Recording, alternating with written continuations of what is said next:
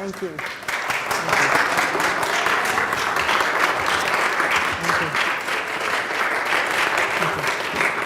Well, thank you. And as you were reading the short version of my biography, which I don't know, always feels kind of long, I was thinking, as I was looking at that slide, the picture of the front of the college, just thinking about how continuous everything is with being a student here. You know, hearing all that, naturally I'm reflecting, what was it about University of Toronto, but really especially about University College, you know, kind of that made me who I am. And I have to say, it was really my experience here that did make me who I am, and I'm very moved. I mean, this room I don't think existed exactly. 90% of my time was spent in the junior common room, which I would really attribute to encouraging outside the box thinking. I was very lucky to come here with a lot of talented people were here at the time. So the idea that university education is something that you do yourself, not something that teachers do for you, that was pretty much a prevalent notion at that time. I guess one of the highlights, I think it's nice to reminisce, I presume if quite a few of you are alums, as I am, was when one of the members, you know, and these were also days where a kind of student government was kind of like Tammany Hall, you know, it was modeled on that kind of model. So somebody who was in student government, I was busy circulating a petition to stop the war in Vietnam in the new cafeteria, which is now, it's now a museum, it's now the Art Center, that's right, which we planned. I have to thank you for that. And we planned that Art Center. And he came up to me and said, you know, we think that you could be a very good culture director for the LIT, right, which is the student government body. I didn't even think, it was so countercultural, I don't think I knew that there even was such a thing.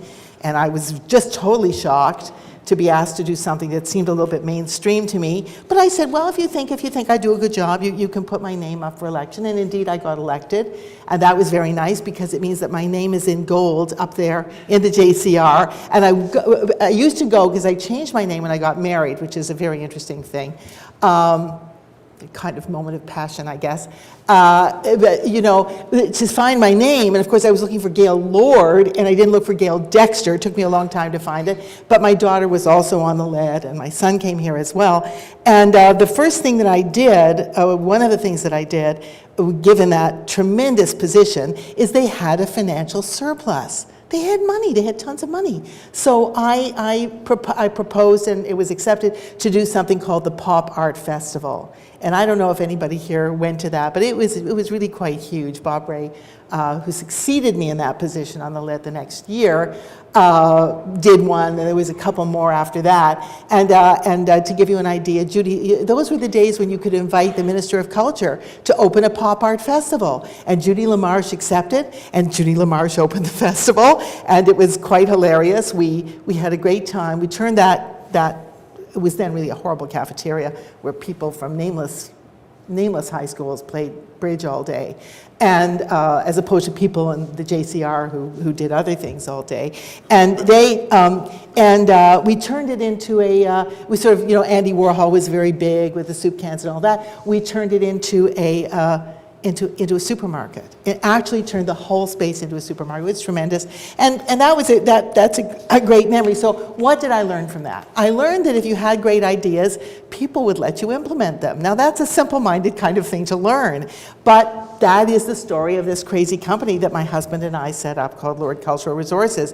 What we've learned is that when you have a very good idea that's really rooted in people's culture, they'll make them happen. And of course, the Human Rights Museum in Ottawa is a prime example in Canada, and there are many around the world. I'll talk about a few of them. So I could reminisce all night, but I don't think I will. I'll just say that this was, I'm sure it still is, France. Well, I took the PASS course. You know, you had to do PASS courses, so I took the PASS course in French in my first year at UC. At that time, it was a UC course. It was probably one of the only ones that were actually, in my program, I was in history, that was delivered here at UC. And I don't know, it was made me good enough in French to have a Paris office.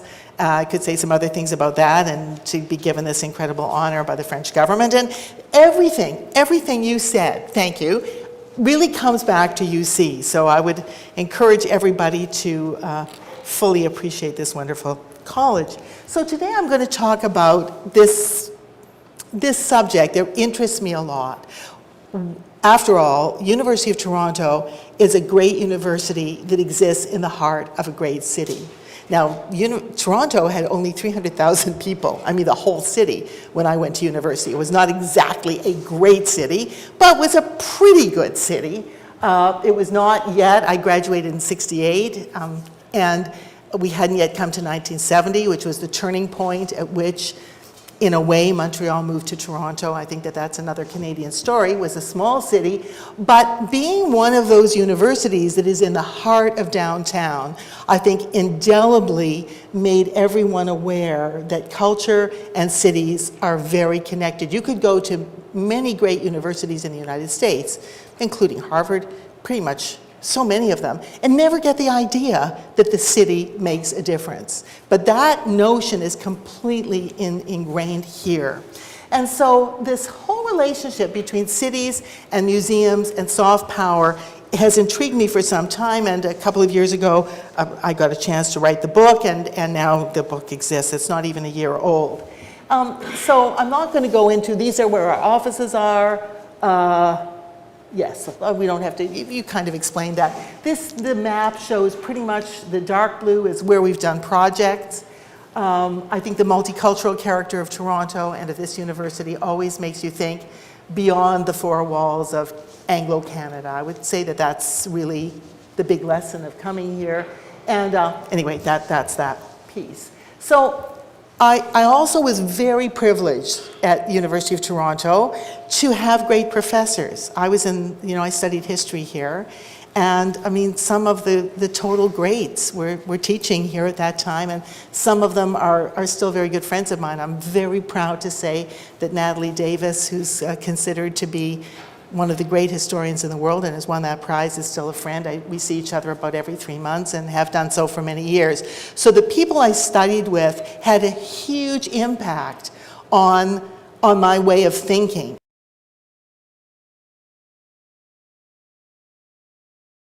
And so one of the things that Barry, my husband, whose name I took, and I, in forming the company, really think about a lot is, what is culture anyway? What is it? And this is the definition that we think is an important definition, because it stresses not the objects, but the human process.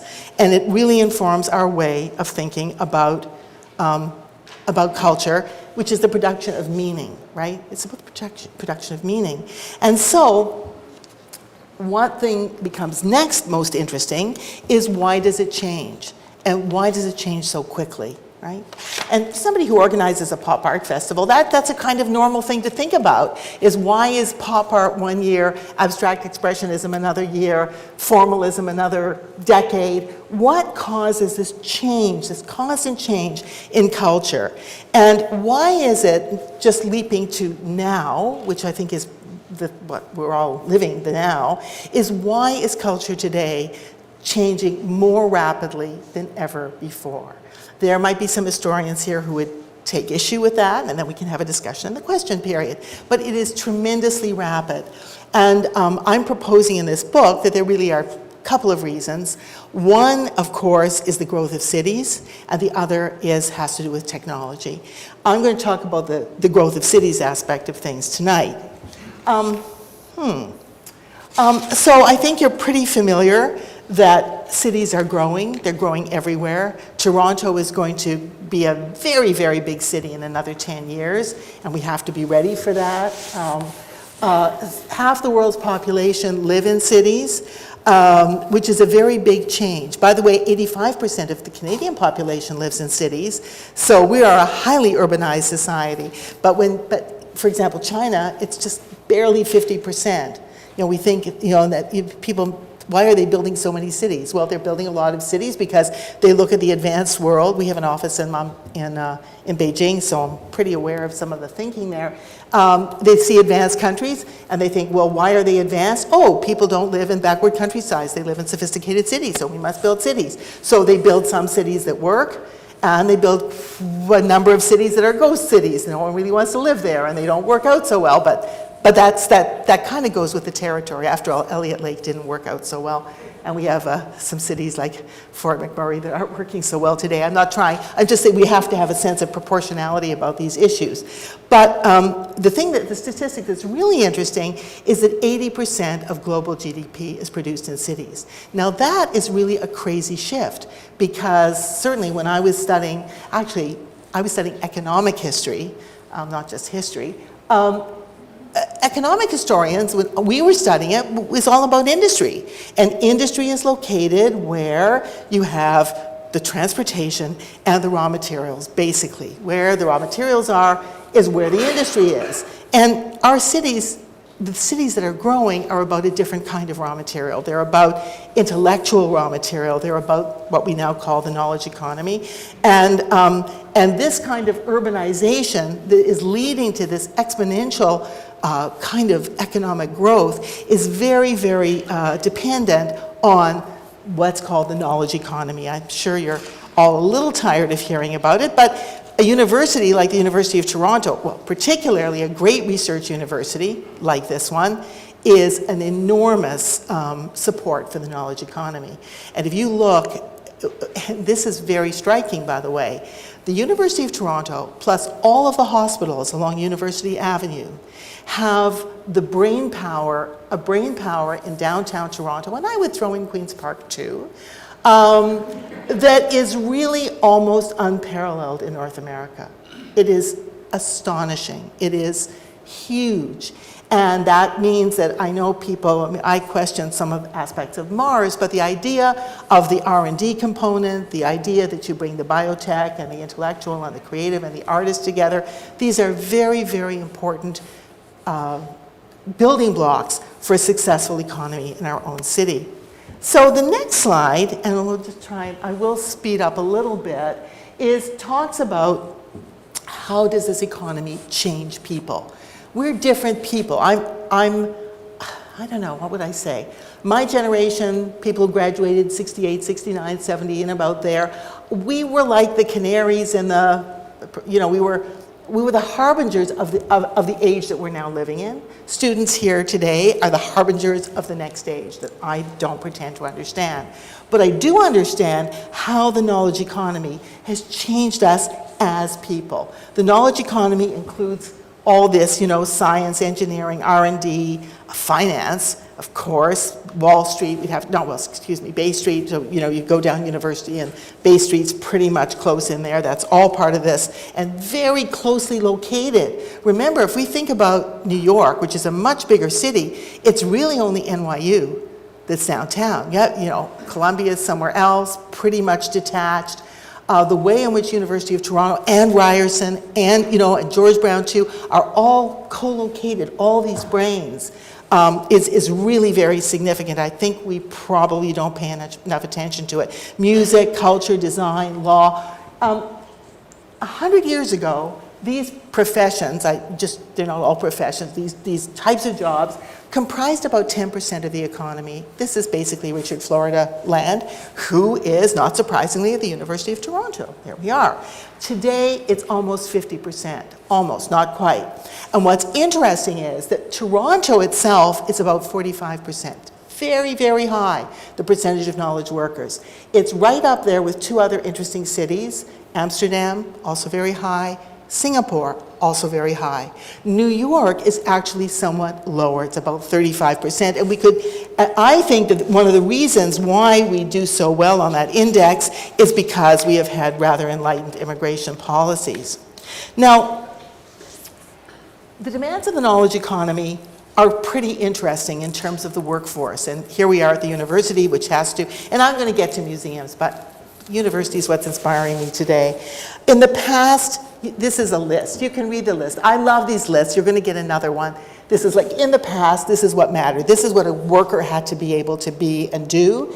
And then today or tomorrow, like today, tomorrow, this is what really matters. So it's pretty obvious. Physical strength. That, you know, my husband grew up in Hamilton. That physical strength, he didn't have that. He was avant la lettre, the knowledge worker, right? First person in his family to go to university. But today it's intellectual strength. Follow orders. even, when we were at university, that was what the whole rebellion of the 60s was in a way about. We were growing up in a system of high school and public school, which really taught you how to follow orders. And yet the economy that was in the process of change really was going to demand that we be leaders. You don't always know it, but it's there. It's in the ether. And organized. Everything was organized. Now it's all about the individual. A friend of mine who we're looking at sharing an office with, we're thinking of reopening our London office, which is a whole big story, why we closed it in the first place, which we shouldn't have done, said that London is projecting that in 10 years, 50% of the people who work in London will be freelancers. Now, I think that's kind of a scary thing. It means that they won't have normal jobs. And so that means different kinds of offices, different kinds of more coffee shops to do your work in. I'm not sure what it means. So again, and I'll just come down, maybe one of the most important things is centralized organizations. That's how IBM think, right? And now networks. Everything is around networks. Even within the university, there's a tendency to look at networks rather. You still need a monolithic organization, but it's networks within them. So the knowledge economy has changed an enormous number of things. And all those things have an impact on museums. So that's really where we're getting to now, which is the next list, is that museums need to change. Some want to change, others prefer not to change. And I guess, I don't know if that can be said about universities too, but certainly we landed in a field that has its own special resistance to change. So in the past, museums were very isolated. I think I can remember going to the Royal Ontario Museum as a kid. I like it. It was this quiet place, with hushed voices. There were many nice things about it, by the way, that I liked. Like it was free, right? That was one of the good parts of it then. But today, they're more collaborative. I don't want to necessarily go through all of these, but one of the bigger changes is they used to be completely object-centered. What was a museum? It was a place where there were objects and they had a label, and the label just gave you this basic information. But today, they're visitor-centered, and that changes everything. It means that they have to use technology. It means that they have events and activities and so on. I think that the most important from the point of view of this talk are the last two. They used to be sleeping giants. They're all big. I mean, not all big, but they're mainly big. They mainly have big property. And they were mainly pretty sleepy. And today, museums are expected to be city builders. They're supposed to be part of urban regeneration, building cities, building consciousness, and all of that. And then I'm going to talk about the last one, is that they were definitely remnants of hard power. I have a slide about that. I hope it's next. And now they're slowly becoming agents of soft power. So what do I mean if I say museums were agents of hard power? Well, this is a photograph of the famous Elgin marbles at the British Museum, which are very disputed. Do they really own them? Should they return them? The point is that most of the historic collections of most museums, not all, were trophies of war, or they were plunder from colonial internal, war against Aboriginal and Indigenous people, right? Or they were the records of great men, excluding women, children, minorities, and all those other people. And so that is the way in which museums were agents of hard power. And our museum, especially the Royal Ontario Museum, that's a big part of its inheritance, to the degree that the church reinforced the hard power of colonialism in China. That is where those Chinese collections mainly came from. We're very glad that I'm sure they were legally purchased and acquired, but they are still part of that hard power equation. So it's not easy to overcome an inheritance like that.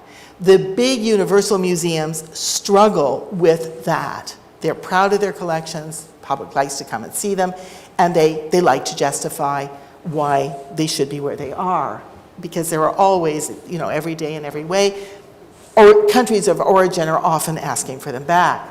But now there is a tendency for museums to reflect soft power. And I think somewhere here that's what soft power is. It's the ability to influence and attract and change agenda and persuade. So museums are becoming part of the world of persuasion. Now clearly, this National Museum that I've spent 14 years of my life working on, I'm very proud of it. People, it's really fantastic. I know everyone in Toronto thinks it should be built in Toronto, but there's reasons why it had to be in Winnipeg.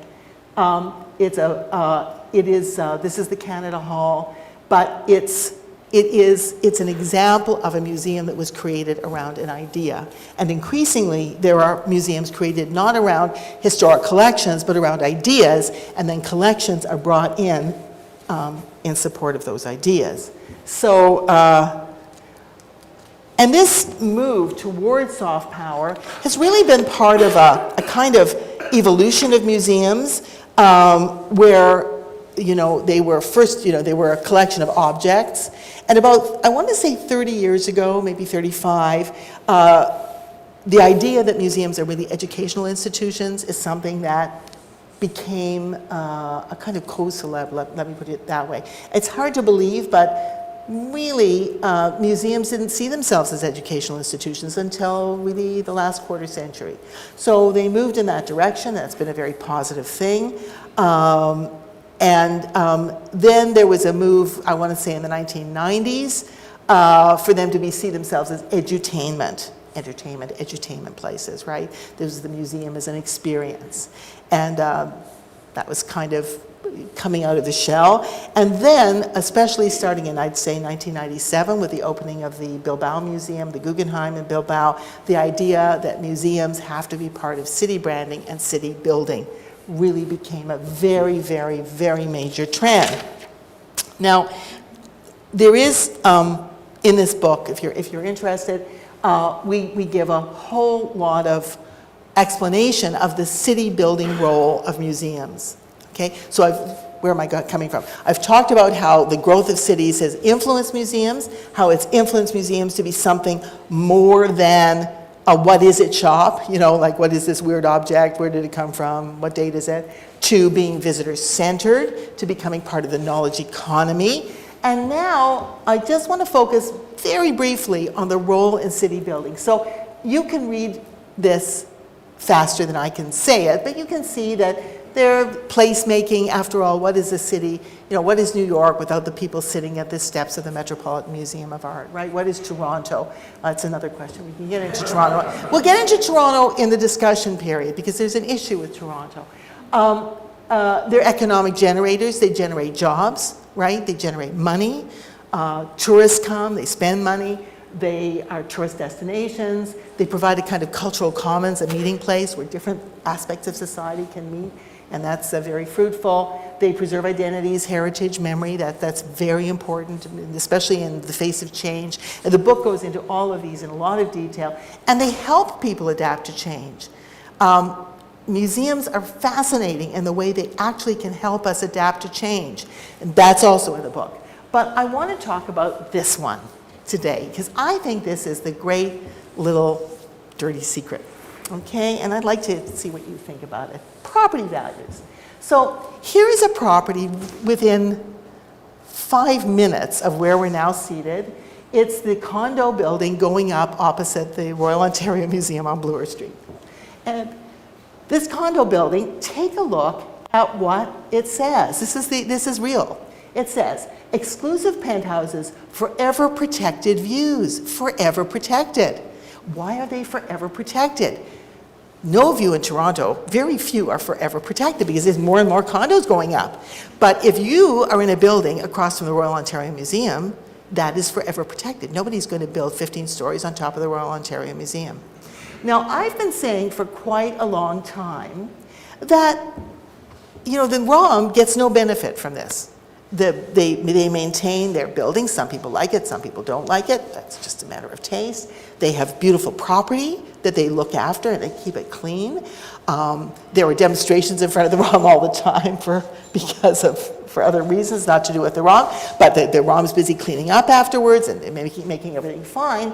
But the ROM itself gets very little money from the City of Toronto because we know the City of Toronto has very little money and for such purposes, and it benefits not at all from all the condos around it. And everybody who lives in those condos, I include myself, not in this building, but in another one, we do benefit. And now what's interesting is that over the holidays, the New York Times ran an op-ed, actually an editorial, saying people should pay for their views. And that money should go to support, if it's a park, or the zoo, or the ROM, or frankly, the University of Toronto. Why not? I mean, some of our tax money goes to pay for the BIE, business improvement areas. Why not, Bob, you've come at exactly the right moment. Why not pay, why couldn't that be a really good stream of income for museums, parks, and cultural places? So this is my big campaign, and I think that it's a small campaign because I'm trying to get people interested in it. And I think it's well supported by economists, like Thomas Piketty, the guy who wrote Capitalism in the 21st Century. He goes on and on about this fact that the real value as cities grow, let's just think about it. It's not just Toronto that's growing. It's not just New York that's growing. It's every single city in the world. It's cities in India, it's cities in Pakistan, it's cities in Africa. They're all growing. Some of the biggest cities in the world, in fact, are in Africa. And where the museum is, the property values are the highest. That museum is paid for by tax money and some private money, whatever. It brings huge benefit. The benefits go to developers and owners. The benefits are realized over 40, 50-year periods.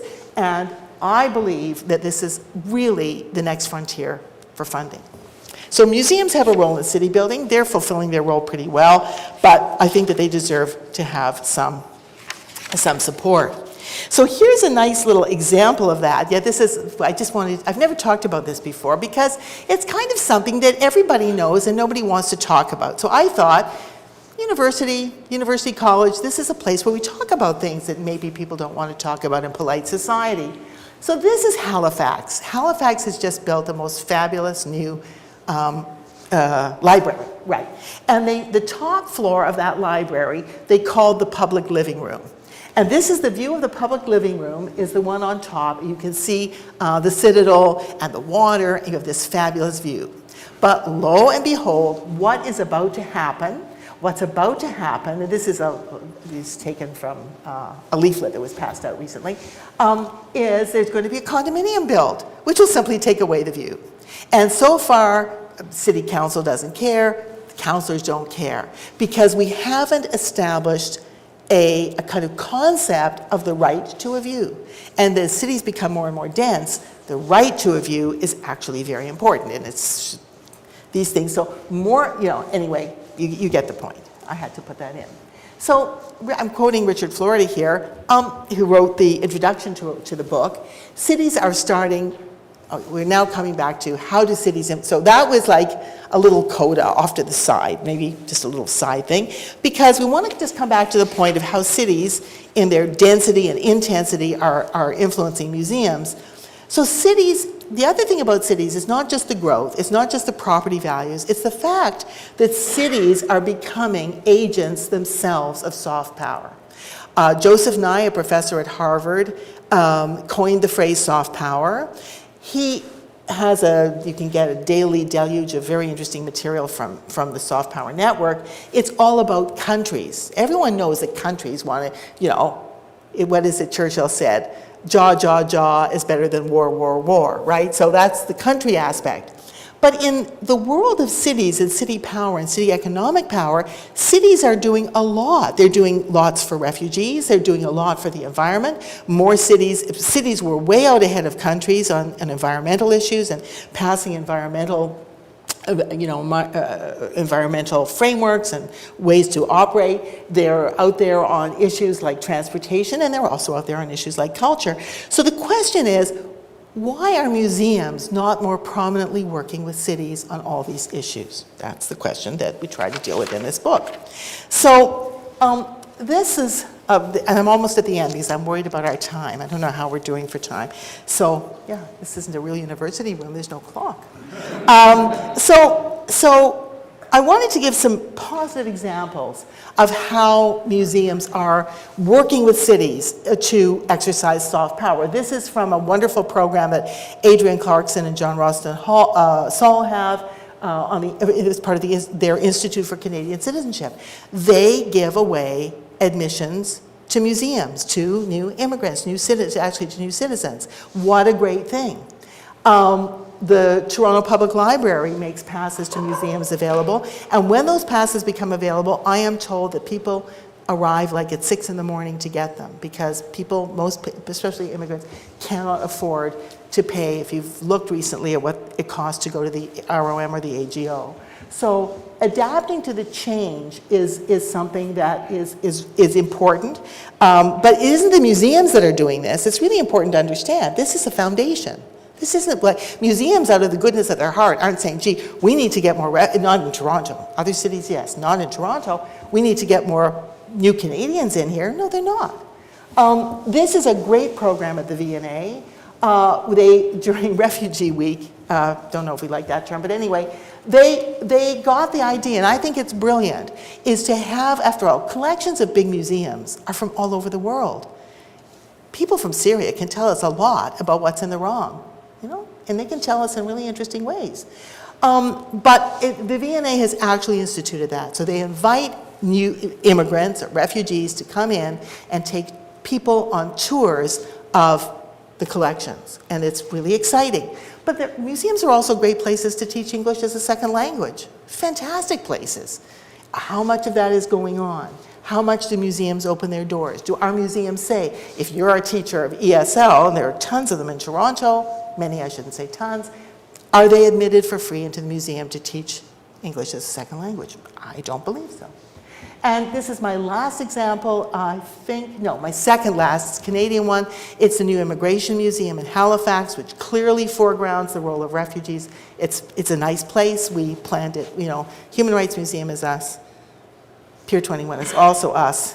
Other museums of that ilk, shall we say, kind of, some people might say ideological, I would say soft power. And then the last example I want to give is Montreal, the most unlikely place.